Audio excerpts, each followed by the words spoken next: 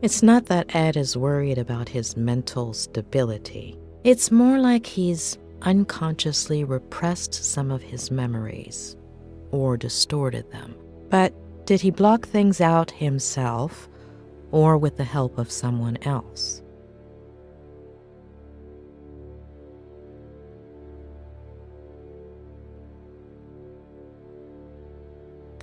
Yes, judging from what he's told me, there's reason to believe he did it himself.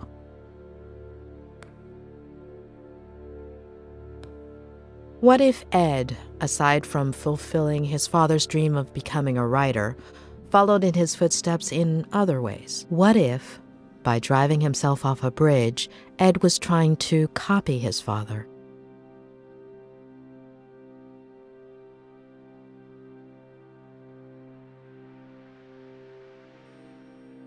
Or maybe it was none of that. Maybe Ed feels guilty for having rebelled against his father. What about his mother? How does one deal with a situation like that?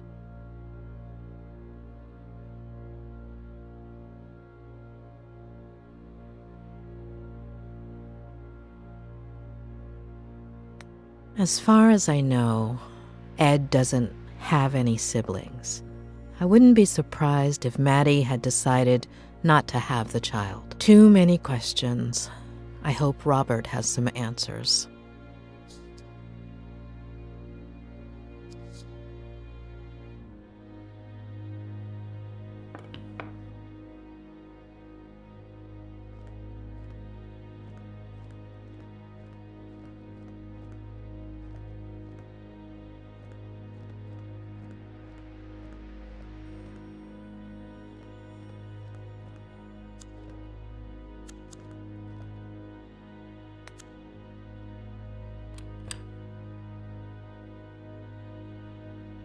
Mrs. Lomas, is there anything I can get you? You don't do dinners by any chance, do you? No, but there is a wonderful restaurant in Santa Anita, about 5 miles from here. Oh, thank you. I think I'll order in. It's been a long day. Oh, good luck with that. They don't usually deliver here. I could make you something, if you'd like. Just this one time. I can add it to your bill. Would you like anything in particular? Anything you have is fine. I'm not picky. Just give me a few minutes and I'll bring you something, okay?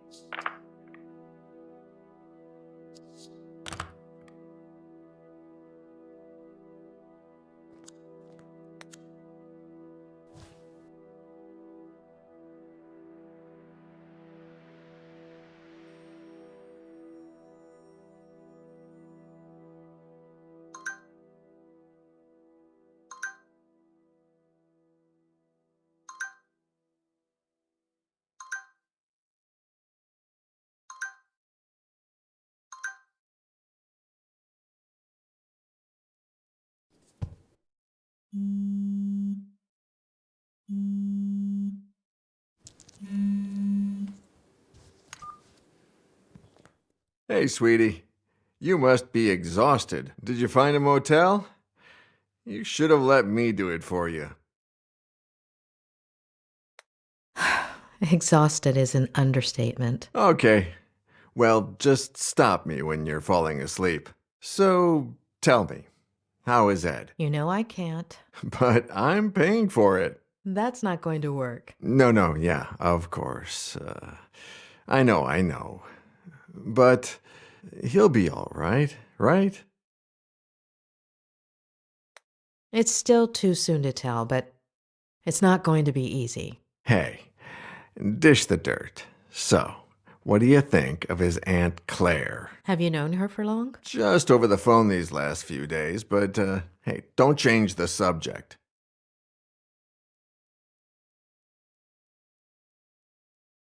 I don't know. I think she's hiding something. Yeah, I totally get it.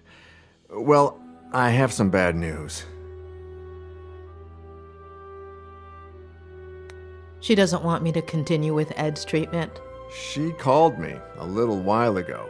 On the one hand, she says you're very professional, and she likes how punctual and responsible you are. Oh, and the bad news? She's thinking about moving things out of Ed's room so you can bring in the equipment. Equipment. Like in A Clockwork Orange. No, I don't think so. No, physical therapy equipment. Walkers and stuff. I don't think she realizes you're a psychiatrist or psychologist. What is it? I always forget. Both. Really? Well, the lady has a whole different picture. I still don't understand why that's a bad thing. Hold on. Ed hates psychiatrists. I'm sure Claire does too. No, yeah, for sure. When they find out. Ed already knows and seems okay with it. As for her, time will tell. Give me a second. I need to think. Yeah, sure. Take your time, sweetie. I'm in no hurry. Although I did order some dinner, and it should be here any minute now.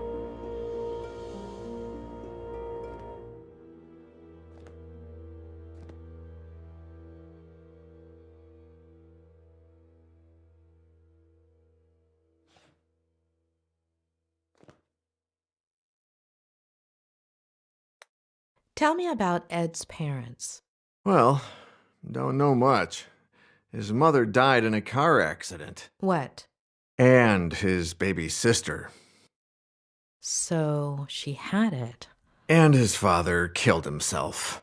Oh, I wouldn't have thought. How? He jumped from a bridge. And you didn't think to tell me this before? Well, no, it just slipped my mind. Ed is following in his father's footsteps, and I'm sure his first episode of Vertigo came as a result of that trauma. Yeah, rings a bell. Robert.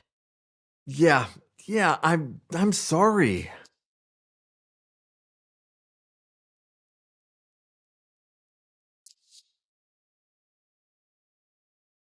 How did you meet Ed? Through a mutual friend, one of his college professors. She gave me his manuscript. I loved it, and we met up. The novel was a diamond in the rough, but it needed a lot of editing. Lucky for him, he was talking to the best editor in Los Angeles. It was a few months' worth of work. He would come over, we'd read, talk, drink. You and Ed, were you pretty close? Yeah, kind of.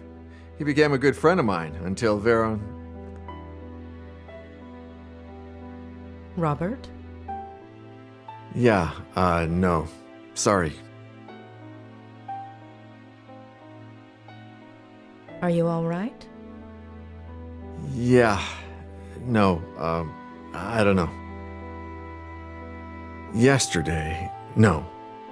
The day before yesterday was the anniversary of Veronica's death. I completely forgot about it. It's been 8 years, and that's never happened to me before. You shouldn't feel guilty. No, yeah, it's fine. It's just weird. It's like I remember.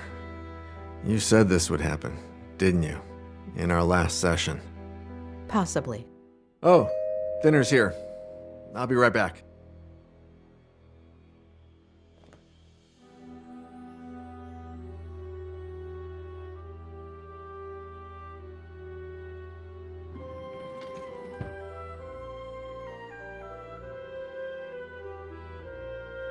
Ah, takeout. A bachelor's best friend. Hey, how's Lou?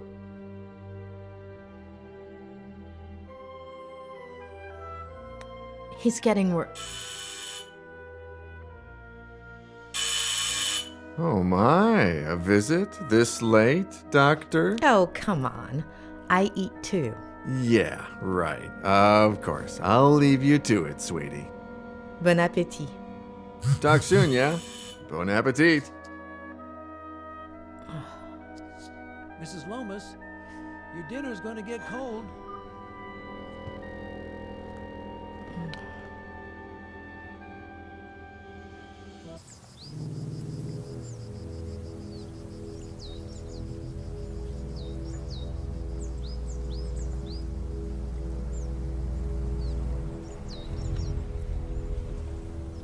All right, kid. Let's go.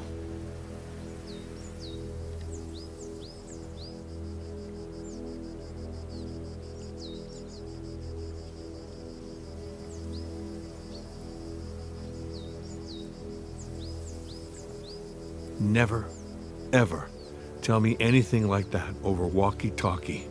Not ever again. Adam. You know the protocol.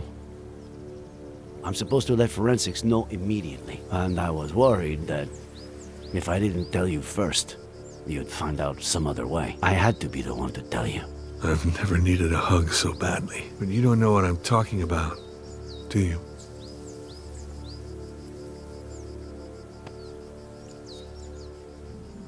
Kid. We have to find my aunt.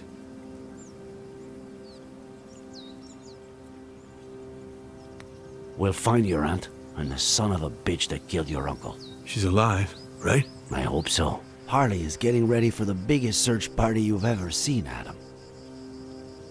We've already got over 100 volunteers coming. We'll find her.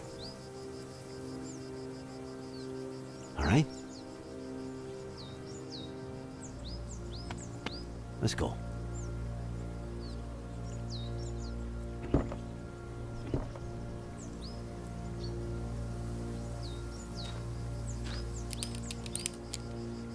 Sure you don't want me to go down there? I've done this before. Just pay attention. Give me more or less slack when I tell you to, okay?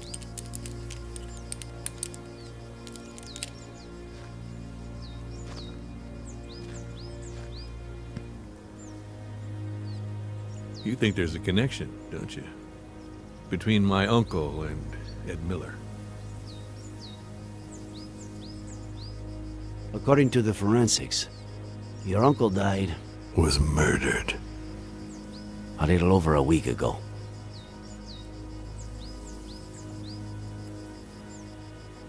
Nine days ago today, Miller tried to kill himself. We are talking pretty much the same day that Miller's car went over that cliff.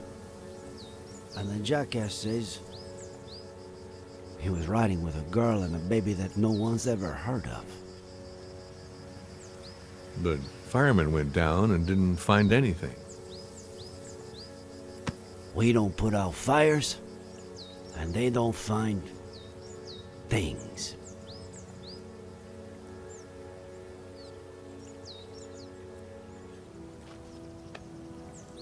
All right, go for it.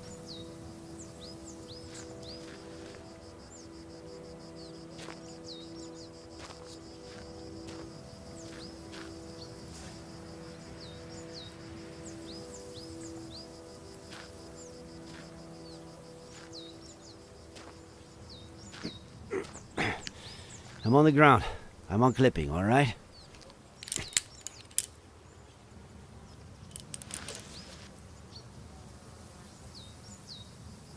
Roger that, boss.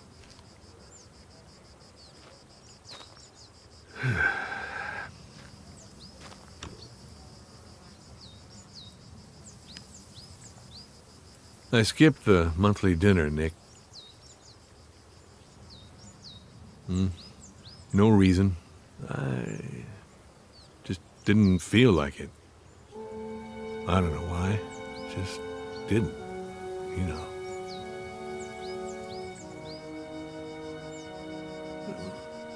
I just stayed home, watched some stupid show with Marcello. Maybe if I had gone.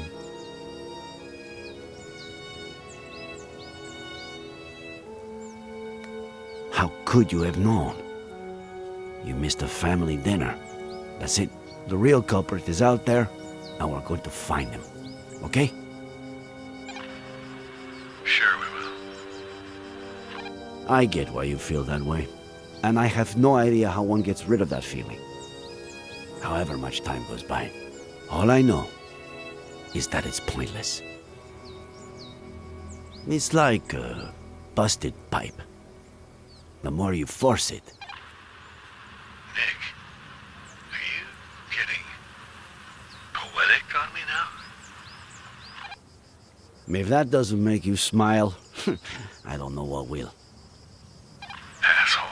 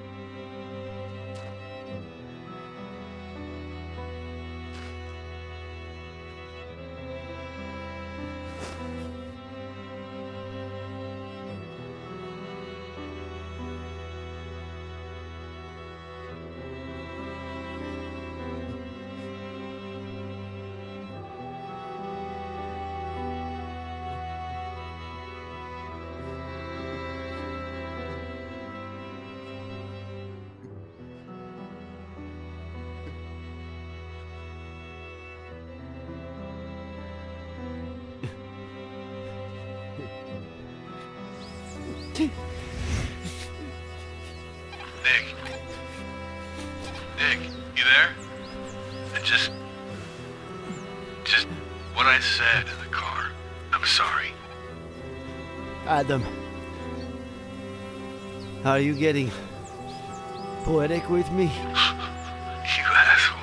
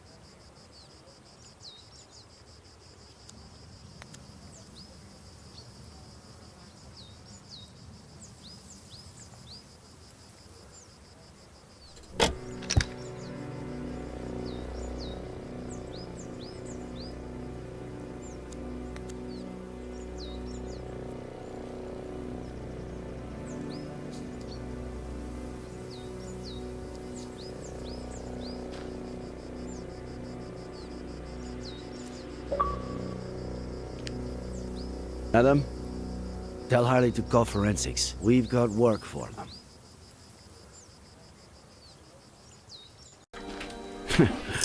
El gusto es mío.